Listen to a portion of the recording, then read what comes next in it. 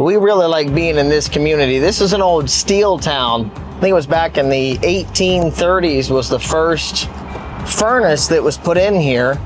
I think there was 4 furnaces here, but quickly Pittsburgh ended up rising to beat out this town for steel. But this town ended up supplying a lot of the coke that the Pittsburgh ovens needed back in the steel days. The building that Buckeye's in now used to be an old tool and die is what it was built for, I believe.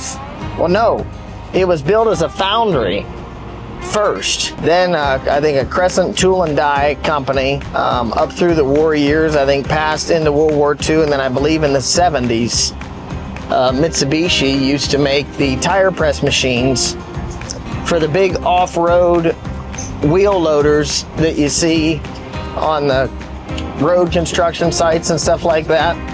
All the tire press machines were made there from, I believe, the 70s, 80s, all the way up until 2016. Overseas competition came through, and they had there was over 250 people employed out of there at that time, and it just kind of decimated it. So the town's been great to work with. They've been excited to see the building come back to life, and we're excited to be there. The building's working out great for us, and the community's great.